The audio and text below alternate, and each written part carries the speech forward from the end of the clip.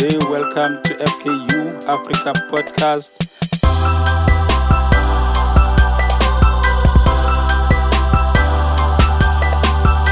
How can an African be a foreigner in an African country? To gain mentality, we need to let go of the influence of the West. All right. Welcome to FKU Africa Podcast. This is your host, Maneza F8. Today, I'm privileged to be sitting with my friend, my brother from another mother, a businessman, motivational speaker, entrepreneur, talking about none other than Ayabulela Mlungwana. How are you, my brother? I'm doing great, thanks. And yourself, man? I'm doing good, man. I cannot really complain. So we did try to set this thing up, but it didn't happen, man. But I'm glad it does happen now. How do you feel? Yeah, man. I've been looking forward. It's been long overdue. Yeah. It's been coming. So yeah. You have to start. Whether we start scrappy, we start small. We have to start. But we have to start somewhere, man. You cannot say it any better than that. So we've been having some sort of conversations before about the nature of businesses, relationships, even unity in Africa. How can you allude to the points where we can see the Africans working together, whether in businesses, whether in music, whether in art? What is causing us these kind of divisions in Africa? Okay. There are many factors that are there. I will just mention the ones that I presume that they are, based on what I experienced and based on what I've seen, and based on the research and the investigations. Yeah. Everything. I'm fascinated by buildings. Buildings. When you see buildings, you see fancy buildings. And you don't see what has happened under that building, or you only see a fancy building. Foundation. So in the foundation phases, there's a lot of work that has been done. Yes. And in the foundation phases, there are lots of components that are there. And there are times where people will cry, there are times where people fight. And whether it's a bloodline by family, whether it's bloodline, or whether it's family, not bloodline, family. So having to go back and reflect back on our life as not even Africans, as people from the Ayabulela, as we know. Yes. The relationship capital is something that we much value. Relationship capital. Yes, as African people. However, let's not even start there. Let's go back. What's important in a building is a foundation phase. What's important in Africans is foundation. Yes. So we're sitting here we're looking at the causes. We're looking at the problem itself. We're not looking at the root cause of the problem. So we have moved from our foundation, which is identity. African identity. You can never be what someone else says outside than you telling them who you are. Yes. So therefore it means that you have to have an identity, who you are as an African. Yes. So once we start from the foundations of the identity, now, as an African, whether you're a man, whether you're a woman, you need to know that if you're a man, you are a king. Yes. If you're a woman, you need to know you're a queen. Yes. You come from the royal palace. As an African. That's a foundation. If you do not know that, someone can come and probably and tell you who you are. Yeah. Someone will come and give you your own identity. Someone will come and describe the kind of family structure you should have, the kind of life you should have, if you don't know who you are. Exactly. So you're saying this is what we are. This is the place we are in now. So this is the one of the root causes that we are sitting at the moment, where I would come to your house and tell you who you are in your own home. and forget that You had your own identities and your own religions before. And if I'm too weak in mind to accept the kingship in me, I will rather follow your ways of doing things, because you are telling me you come with a cross and you come with your fancy words and your fancy clothes and tell me that this is the way you should live life, and I will just follow that. Yeah. So this is one element where we're sitting with an identity crisis as Africans at the moment. Yes. Now, moving from there, we're sitting with a situation where we do not understand, because we have moved from our identity. Now we begin to lose the understanding and the value of relationship capital. Relationship capital. I'll tell you why I'm saying that. I use 3 roles. Yes. I ask questions because I don't know everything. Yes. I don't assume.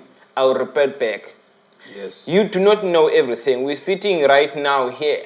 Yes. And I some of the things that I know, they don't know. Some of the things that they know, I don't know. Obvious. Therefore, it means we have to come together and sit down and look at the. You see, I have an imagined reality. Everyone that's sitting here does not know my imagined reality unless I give them their imagined reality. And you take from there. So have an identity, then move from there to relationship capital. To make an example or proof, at the moment, I'm not talking what happened then. I'm talking about now. Our kings, our queens from Somalia. Yes. They understand the value of relationship. Obvious. Our kings and our kings from Nigeria, what they do is they will go in auction. They will club money to buy cars. Yes. So these are the basis of the things that we used to do. We have moved away. If someone else comes from outside and comes and tells us that, no, this is not the way of doing things. You need to do things in my own way.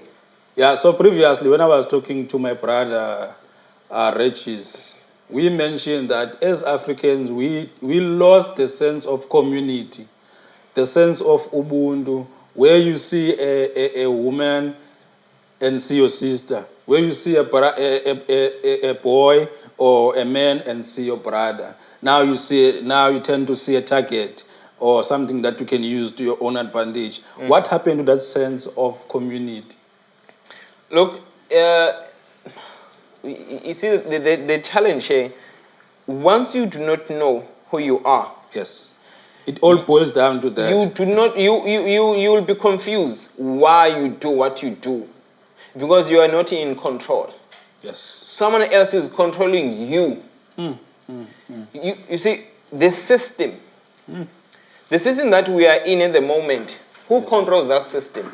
In any sphere, who controls that system? You don't know. You're like a zombie. We assume. you're like a zombie. You are dead while you are alive.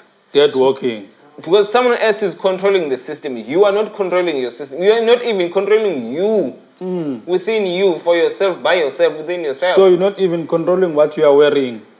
Someone else is telling you. Yeah, the society will give you the idea of what to buy. So that's where I come in with leadership. Yes. So that's where I come in with leadership. You cannot lead outside than yourself first. You must lead yourself. Leadership is not about leading people. That's why people are confused. Leadership is about leading you. You move from there, you moved into the family structure, you move from there into the community structure, you move from there into the outside world structure. Yes. So you have to lead you within yourself, by yourself, for yourself. To become a leader from within. Leaders are born. Yes. Leaders are born. Therefore, you enhance what you were born with. And this notion of saying, no, government my food. The first government is family. Yes. If you were thief when you were in the first government, you will be thief right through. It won't change. No. So tell me, you see in most African countries, leadership has failed, governance has failed, the structures has failed. Africans are suffering in Africans' hands. But why do you think we all point this to the West? We all point this to to America, Europe, and China, but we are suffering in the hands of our leaders, black people who are in charge now. When you say in charge, I smile. Ne. I'll pose this question on one of the platforms that our so-called leaders. Our so-called leaders. Our so-called leaders. Okay. Are they in control, or are they managing for whoever is in control? I would assume that because we elected them to be in control, that they are in control. For them to be used by whoever is using them to bait their own agenda, now that's another matter that is debatable. But I would assume that they are in charge. If they wanted to kick out China, they would. If they wanted to kick out America, they would. Why are they not doing it? Okay. Here's an example. I might not know why. Here's an example. If I invest in you, I control you, whether you like it or not. If I invest, it's like a parent and a kid. You can want to do what you want to do, but your parent will always tell you what to do and how to do it at the end of the day. Yeah. At the end of the day. No matter it's indirect. Whether it's indirect or direct, but at the end of the day, your parent will tell you what to do, when to do it, how to do it. Do you understand? Yes. And so the mere fact that what we are doing, we are not independent of anything. Yes. We will always be controlled. Because we are not independent. We are not independent. We accept the aid, we accept aid, the investments, the handouts, everything else. How can someone oppress you for 500 years and the same person becomes your investor? At the same time, they are digging gold mines in your own backyard and come back to invest in you while they are taking your wealth. Then once you start to push back, they will consolidate all their investment and move. So let's talk now supporting black business, because you are a businessman, you are an entrepreneur. I find it difficult for most of people that I know to support, because most black businesses, they don't produce quality. Most black businesses, they want to negotiate. Most black businesses, they would show you the catalog of this is the single that I'm going to sell you. And then the catalog, it looks perfect. But when it's time now to deliver, it's something else. In the black businesses, you will find a woman or a man that is a tailor. You will bring a catalog and say, I want this design to you. And you will say, nah, this is nothing. On the day of the event, you must come and get it. When you get there, it's totally different from what you wanted to buy. So this is the dangers of supporting the black business. What can we do to bring quality in the black businesses, more than chasing the instant wealth, chasing money? Okay. Here's the challenge with it has nothing to do with business. Here's the challenge with just in general. You can include in business if you want to. Okay. Here's the issue. There is someone who is self-employed. Self-employed. There is someone who is a businessman. There is someone who is a professional, and there is someone who is an entrepreneur. These are 4 different people. So we need to differentiate these 4 things. Do you understand? For someone who's employed, there's someone who's self-employed. Self-employed. There's someone who's a professional. Professional and a businessman. There's someone who's a businessman. There's someone who's an entrepreneur. Entrepreneur. So these are 4 different things, but we're not going to go there. So we need to understand these 4. These dynamics. Dynamics. Do you understand? And also, again, it goes back to a relationship capital. Yes. I'm sitting here now, and people are doing different things, right? And I see what they're doing. So technically, if I'm sitting in London, I'm making an example. If I'm sitting in London and someone is looking for the services that they are doing, that you're doing right now at the moment, they don't know you, they don't trust you, they know me, they trust me, then I will say, no, give me the business opportunity, and therefore, I'll bring to you. Technically, if I'm in London, all of us are in London. Because you know me that I will deliver. You're going to deliver this. So it goes back to relationship capital, the value of relationship capital. That's one. Two, here's a tricky thing about business people or self-employed, whatever the case might be.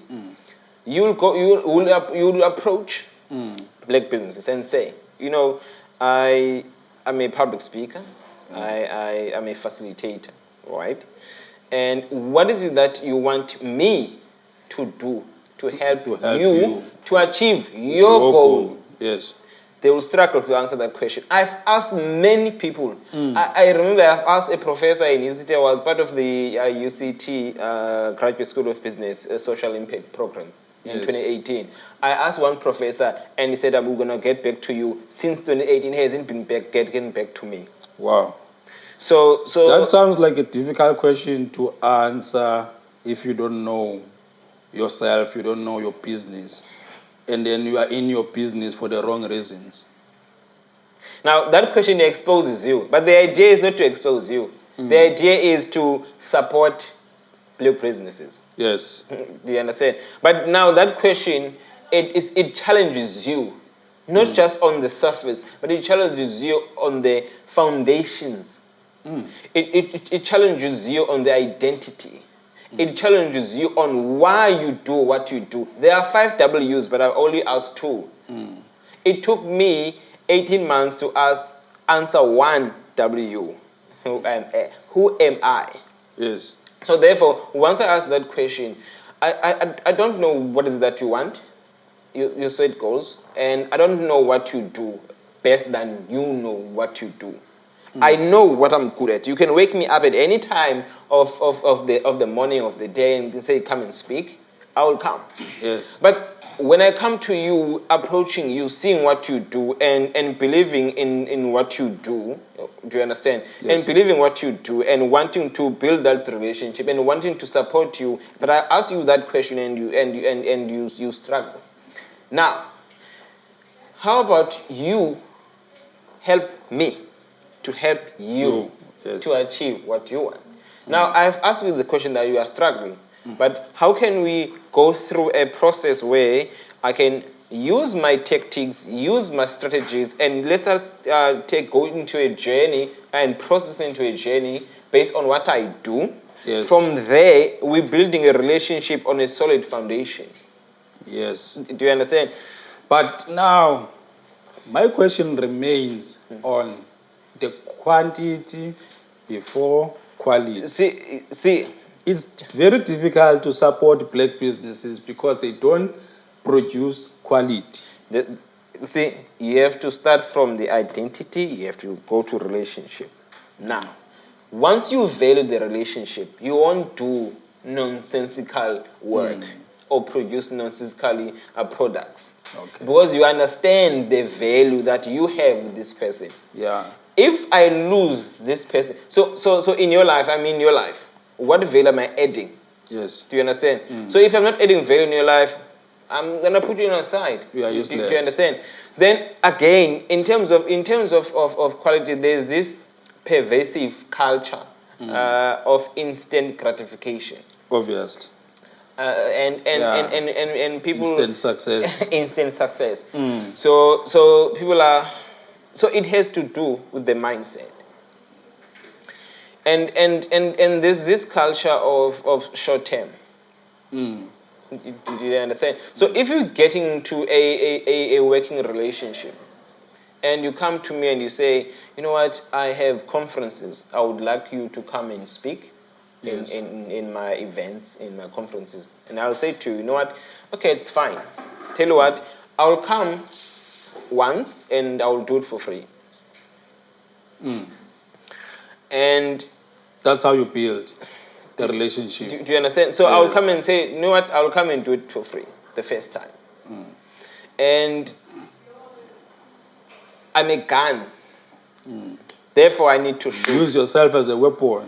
Therefore, I have to shoot and when expose I come. yourself. Because I don't know what you know, who you know. Who will be there at that time? Building those kind of relationships. Because what I'm doing is not about, so it goes back to those 4 things. It's not about me, what I'm doing. Yes. Yes, there's a short-term view, but there's also a long-term view. If I win you in that conference, for the next 10 years, I've got business. Obviously. Do you understand? So even, and I might connect you to other businesses. While I'm speaking, I came there for free the first time around. You know that when I come again, you understand, I'm gonna be paid. But I don't know who's gonna be there, and I don't know who might even pay me the money that you did not even pay me. So in that sense, it's about building. So you have to create, you have to build. And in the creation, you have to own. In the ownership, you have to look at the generational wealth, not just look and zone in like a horse. Yeah. Do you understand? So the imagined reality. So the imagined reality, it starts in your head and it ends in your head if you do nothing about it. Yes. And therefore, it dies there. It dies there. So you have to look at creation. What are you producing? What are you creating or what are you producing? From there you move. What is it that you own? And from there, this has to be for generations yet to come. So what you do now, whether it's small, but it has to be for generations to come. This is not about you. Yes, you might have started this. This is not about you. It's huge than you. Because the imagined reality, it will need other people. Yeah. And their expertise. I like to challenge your mind. I like to talk to you because I think you are the kinds of people that should bring value to the children, should inspire the children. I think you should have some sort of dedicate your time when the schools are open and go and speak to the schools. Let's say every month you pick a school. Every month you pick a school because the knowledge that you have needs to be shared.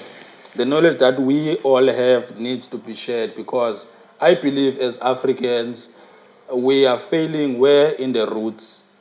The kids, they grow up like sheep or goats. They do as they wish. We don't install knowledge to them. I was looking at this white kid talking to her at the mall in Worcester. I was saying, what do you do for a living? I know she should be at school. She said, I'm a motivational speaker. I'm a creative director of my own business. She is 9 years old. I'm asking, what is your business? She said, I'm having me and my mother, we are crocheting. So she's crocheting and selling the bow ties and small things that she does at home. I'm asking, what else do you do? She said, I do jiu-jitsu, I do chess, I do karate, I do. She counted up to 5 things. I asked, where do you get time to play?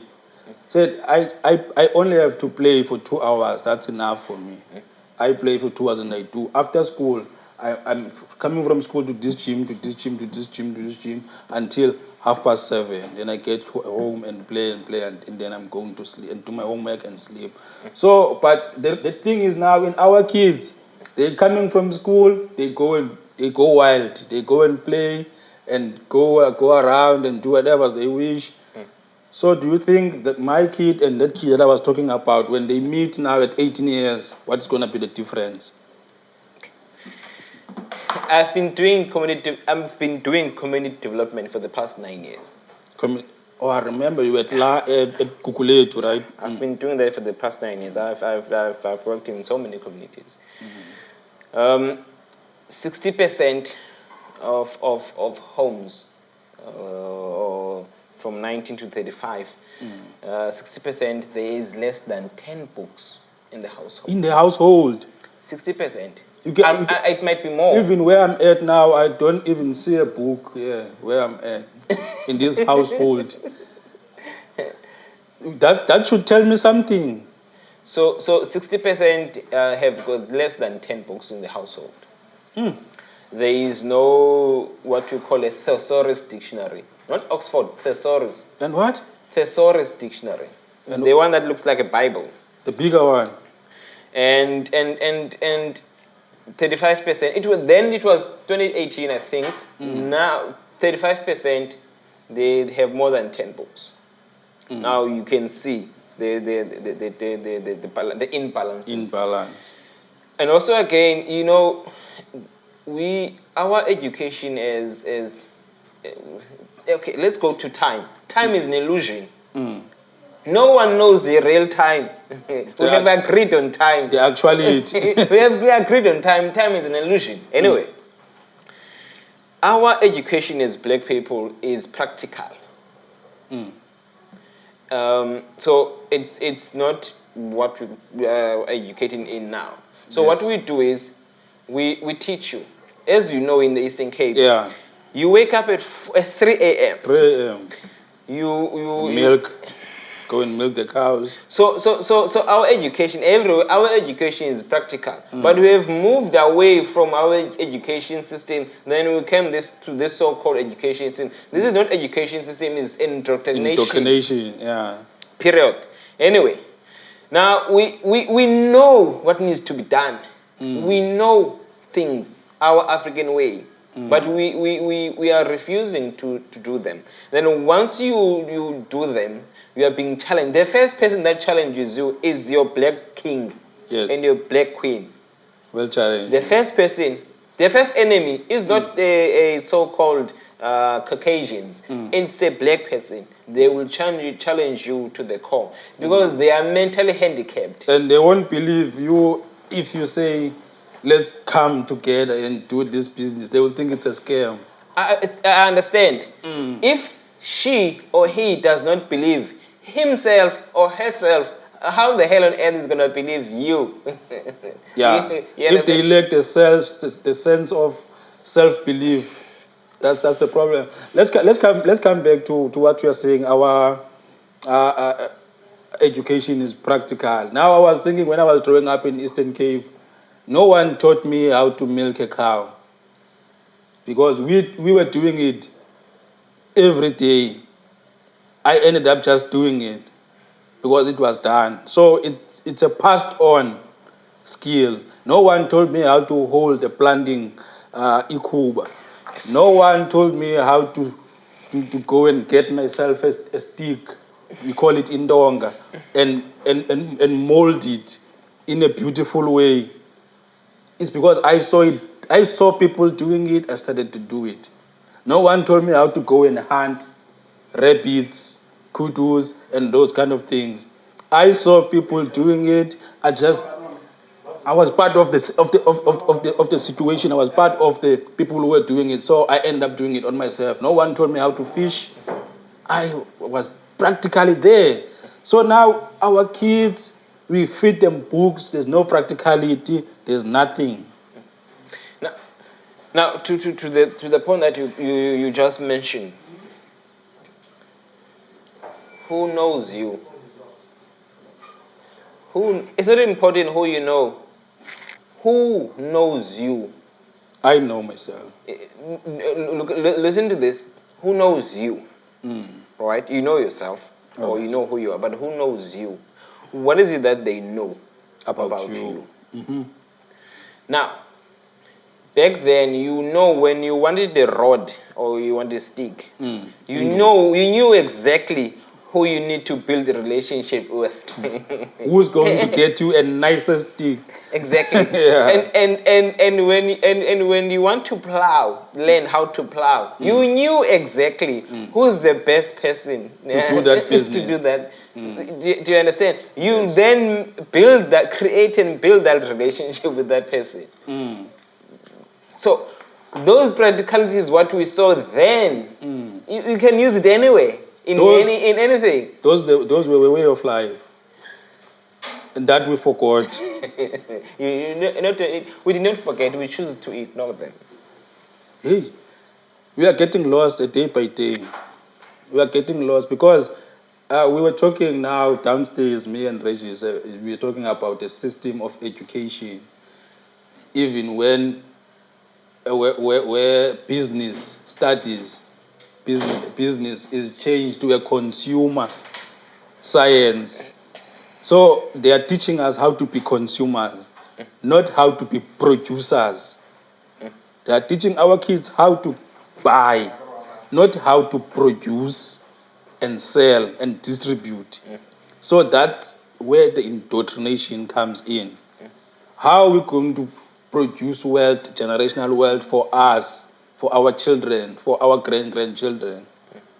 How are we going to do it if we are remaining on that kind of situations where we are being taught how to go and buy, but we are not being taught how to make that money we're going to use to buy.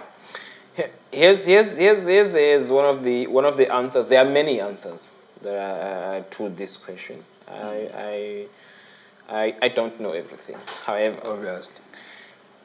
one, you need to understand your mandate, your assignment as a person. You and I, Ego May, we're sitting here now. What is your mandate or what is your assignment as a person? Your assignment is to produce. Your assignment or your mandate is to create. Yes. What is it that are you producing? What is it that are you creating? To make an example, a practical example of what I'm talking about, McDonald's is producing 1 billion burgers a month. 1 billion burgers a month around the world. Now, McDonald's is not in competition with anyone. He's competing, not even competing, he's dominating. You and I, or your assignment and my assignment is to dominate. Yes. What area are we dominating in? If I'm dominating, so if I'm a public speaker, I need to dominate. My assignment is to dominate on the gift that I've been given, which is public speaking. You as a producer or as a musician, the podcast, you understand? You need therefore to dominate. Do not compete with anyone. Dominate. There is no one that can be you. Yes. Therefore, you need to utilize that. So it means that you are producing something, you are creating something. Now, you need, once you do that, you need to multiply. Because McDonald's started in Orlando, in the United States, but then they began to multiply. Yes. Therefore, they then began to replenish the burger. Yes. They sell other things, but the burger, McDonald's, the first thing that comes to mind, burger. Now, they then replenish, which meaning that they distributed the burger across all over the world. And therefore, from there, they subdue, which is you control the market. They control the market anywhere in the world. Wow. When you see that yellow M, you know that's Roy Krogg's company. Do you understand? So it's you need to produce, you need to create. Therefore, what is it that you are creating? What is it that you are producing? So we we're sitting with a challenge in Africa. I love my brothers and sisters from Africa, whether it's East or West. Their education system, those guys are something else. Yeah, if we were to draw from them, they come to South Africa. The education that they were being given, they were doing trade. Yes. While they were in school, they were doing education system which is trade work. So it means wherever they go across the world, they can do. They will never go hungry. They can do anything. They can trade with anything. because they are using their hands. No one can take away their skills. They have multiple skills. That's what important. The skill of your hands. What you can do, what you can produce without relying to anyone. So we're sitting with a situation where we are being told to go to universities. Yes. Now, that indoctrination. There's nothing wrong. Where will you? It is important to get some sort of a certification, but what are you going to do with that?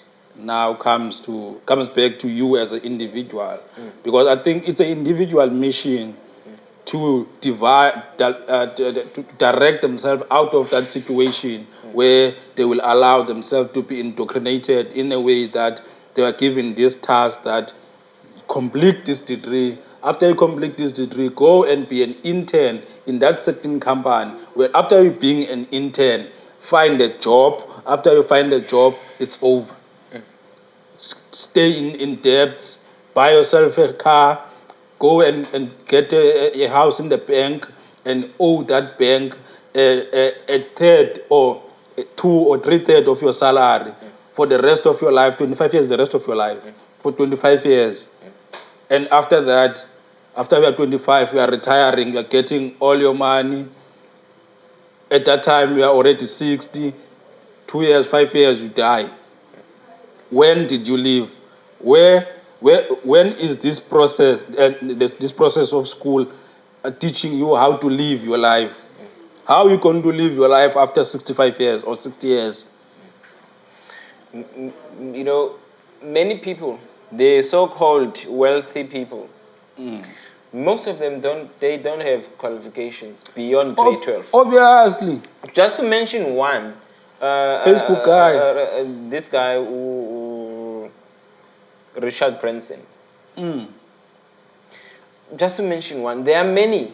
The Facebook guy finished his qualification as a billionaire. In the first year, he started Facebook at university. So I'm not saying that people must not go to university if they want to. There's nothing wrong. There's nothing right. There's only what works. The statistics shows that most wealthy people and rich people, they don't have qualifications. Most people who are staying here in Gamesby, who are staying here in Waterfront, they don't have qualifications. They inherited businesses. Some, they started businesses because they have connections. But the one that we alluded to in the first place when we started talking, those connections, those unity. The only thing that white people are beating us at, they are beating us at unity. Let me come to that unity part. Nedbank, do you know that Ned stands for? No. Netherlands. What? That Ned, it stands for Netherlands. Okay, anyway, we're not there. Now, we are not organized because Nedbank is part of a Old Mutual group. Yes. Now, these guys, in as much as I have my own company, I've been trying to advocate this. These guys, what they then do is, they have, as an individuals, they build what we call groups. Groups, yes. Where they build those groups, if there are 12 of them in a group. 12 companies. 12 different companies. Now, what value are you adding in these 11 companies? In that group. In that group. Therefore, it means that if you add value, you are bringing business opportunities in these different companies. Yes. Therefore, it means vice versa. All these 11 companies will bring business to you. You haven't even went outside and do market research. You are using only here. You are using this group. Do you think we can, in this society that we are staying in now, do you think that can be achieved in the black society? Okay, anything is possible. Because if it's not possible, you have to reflect back on your life. Yes. As an individual, and look at where you come from. Yes. What you went through up until now. And also again, look at the education system of our black people, where you knew exactly who you need to build a relationship with. Yes. That's gonna lead you to where you want. Yeah. And if I'm, why must I be a friend with you if I'm not adding value in your life and you're not adding value in my life? Yeah. Why must we build a relationship that is taking us nowhere? Nowhere. Do you understand? Because I can't. The conversation won't add value. But I would disagree with you on that one. It is important to have friends that you will have fun with. It is important to have associates. So what we're talking about is associates. Me and you, we are friends and associates. Because we will talk business and talk general things, social things, and go and have fun. But there are those people that I'm not expecting to talk business with. I'm not expecting to talk politics with. I'm not expecting to talk social issues with. I just want to have fun. Okay. Now, you're saying with you disagree. Yes. There's nothing wrong. Yes. There's nothing right. All right. There's only what works. Yes. So, yes. If then therefore what you do is working and it's taking you to where you want to be, and it's making you achieve what you want to achieve. So it could be that you put them in different categories. Yes. It could be that you want to put them as a group and have those relationships in different categories within, or you do it externally. So there's nothing wrong. Yeah. However, there's what works. The mindset of our people believe what they see than what they do. We can sit here and you and I have the brilliant idea ever and go to a fellow African and they were like, okay, this guy is are you smoking dash or something, or are you on drugs or something? This guy is crazy. It's crazy. But you take the same idea and approach our fellow white people, and they were like, no. Let's have a meeting. Let's have a meeting. Do you understand? What is your proposal? What is your business plan? What is your what is your, they will want to know more. So you need to understand how the subconscious of our people works and the conscious of our people work. So you need to understand how their mindset work, and whatever it is that you do, you need to, because we as Africans, we do not want to use more our subconscious. We want to use our conscious more. Yeah. We need to reverse that and use our subconscious more than our conscious.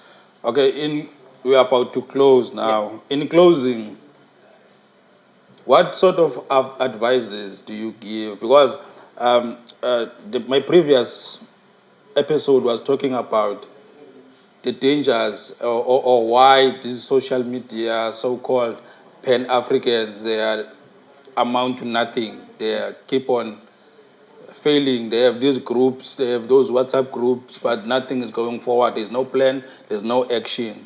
There's no way of building relationship, businesses, and even policies that would be interesting enough to amount to that one Africa that we all hope for. What would you want to happen on those platforms? Because there are a number of Africans on those platforms. There's a group that I'm part of. I'm an admin in Pan-African. You know the group, the Pan-African Movement on Facebook. That it's close to 50,000 now. That's a number. That's a huge number of people that. But now there's no productivity. There's no progress. People keep on disagreeing with religion. Some they would you want to start something that is not there between South Africa and Nigeria. Some they would want to talk about, some they would talk about the ancient Egypt and stuff and start to bash and start to criticize what was happening and there, but there's no progress. What would you advise those people who are there? What should be the way? There are so many ways to kill a cat. However, there are kinds of Africans, but I can mention two. There is African biologically, Yes. and psychologically. There is Africans biologically, but they are not Africans psychologically. Psychological. Therefore, you need to be able to identify those Africans first. Because we can be talking about, you might have a meeting here. The next thing that you have a meeting here, you hear someone approaching, you're like, hi, this is a Caucasian, he's approaching, but a meeting that we had about Africa. It was only Africans. Africans, but the Caucasian is asking about what you were talking about in private. Therefore, within a larger group, there has to be caucuses or smaller groups and monitoring. Who will drive everything to what they want it to be. Yes, we're gonna go as a larger group, but there needs to be caucuses where because right now the people that are controlling the world, they have meetings that we don't know. There are only few. There are only few. They have got meetings that we don't know. So therefore we need to and in these groups, I might be bashed for this, but some of the so-called woke people, they bore me to death. The conscious people. They woke people, conscious people, because they are conscious. Yes, you see, someone who is ignorant, because he's mentally handicapped, I can accept. You can tolerate. Someone who is ignorant, who knows the truth, that person is that person is a black bourgeoisie. Now, so you sitting with these different kinds, so you need to be very careful, and you need to know who's who in the zoo, and for Africans, and then also again, let's use our businesses, right? But even so, in the business, you have because our African mind, because we are mentally handicapped. I am myself. I was, so I know. So we need to use the power of our businesses, because Africans don't believe what they don't see. They believe what they see. So therefore, we need to utilize that power. What power? What is it that we are powerful in? But we need that. We need those businesses. Yes. Right. And if it needs be, you see, here's another challenge: is that all of us want to be frontmen. Not all of us can be frontmen. Yeah, and not all of us are capable. So you need to know what you are an expert in or what you are good in. I cannot want to be a videographer, but I don't even know how this operates. How many gigahertz that are there? You will be talking about analytics. I'm like, what are you talking about? All I want analytics about the market research and all of those things. And I need to delegate that and stick to what I'm good at, which is public speaking. So in that sense, what you need to know what you're good at. All right, my man, before we close down, let's just plug your businesses. What do you do? Where can people get you? Let's talk about your businesses, your public speaking, your other businesses. Okay. Look at my people and tell them. Okay, great. I have two businesses for now. One, it's Ikigai Set, Knowledge Bureau. We do public speaking, facilitation. And the second one is Asambeni, travel movement. And where can you get me? You can get me on Facebook. You can get me on Twitter. You can get me on Instagram. You can get me on LinkedIn. What are your plugs on Pardon me? Facebook? So my Facebook it's Aya Mlungwana and Ikigai Set. That's the page of the company. And also again Aya Mlungwana is a page, and also again Aya is personal. And also again on Instagram it's Aya Mlungwana and Ayabulela Mlungwana. And also again on LinkedIn it's Aya Mlungwana and Ayabulela Mlungwana. And yeah, so that's where you can get me. And let's do this. Let's take it to the moon. The sky is not the limit. No. Yeah, so man, thank you very much for coming, my brother. I hope my people did enjoy this conversation. I hope they did learn something out of it. I hope they will do something about it. I hope they will stop trolling there on Facebook and start engaging and planning, strategizing and implementing. I hope people will be inspired by you, start their own businesses and join you in your own businesses and contact you. And I hope they did subscribe. Whoever didn't subscribe, please subscribe to my podcast. It's also on Spotify and also on Apple Podcast. Let's do this. Peace, brother. Thanks, man.